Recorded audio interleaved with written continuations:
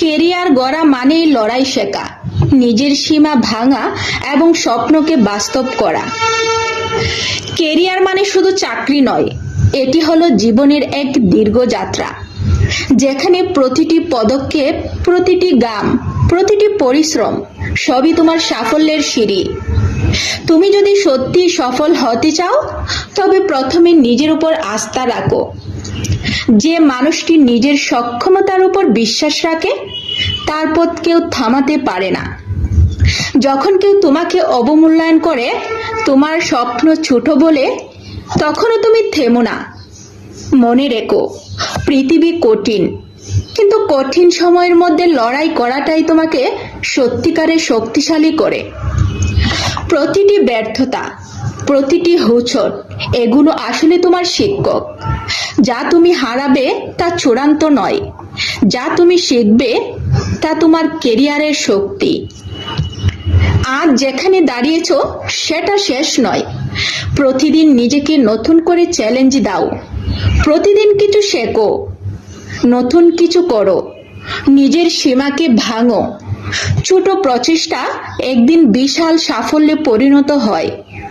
তুমি যদি নিজের প্রতি বিশ্বাস রাখো, তুমি যে কোনো বাধাকে জয় করতে পারবে।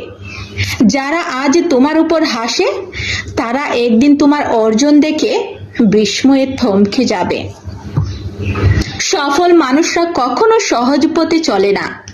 তারা জানে পরিশ্রম, অধ্যবসায় এবং ধৈর্যই একমাত্র সত্যিকারের শক্তি।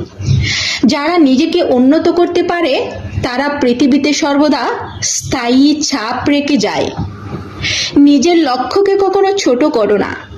বড় স্বপ্ন দেখো, বড় চেষ্টা করো, বড় পরিশ্রম করো। কারণ একদিন এই পরিশ্রমই তোমার পরিচয়, তোমার গর্ব, তোমার ইতিহাস। নিজেকে চ্যালেঞ্জ দাও। আজকের লড়াই কালকেই তোমার গর্ব হবে। আজকের প্রতিটি ক্ষুদ্র প্রচেষ্টা কালকে বিশাল অর্জন হিসেবে প্রকাশ পাবে। মনে রেখো, সফলতা আসে তাদেরই যারা ভয় পায় না, যারা নীরবে চেষ্টা চালায়, যারা বিশ্বাস করে নিজের সক্ষমতায়। একদিন তুমি পিছনে তাকাবে, দেখবে এই দীর্ঘ পথ, এই লড়াই, এই গাম, এই একাকিত্ব সবই তোমার পরিচয়। তোমার অর্জন, তোমার অধ্যবসায়, তোমার দৃঢ়তা, এই তিনিই তোমার সফলতার চাবিকাঠি। তাই আজ থেকে শুরু করো, লড়াই চালিয়ে যাও, নিজের সীমা ভাঙো, নিজের স্বপ্নকে বাস্তব করো। তোমার কেরিয়ার তোমার হাতে।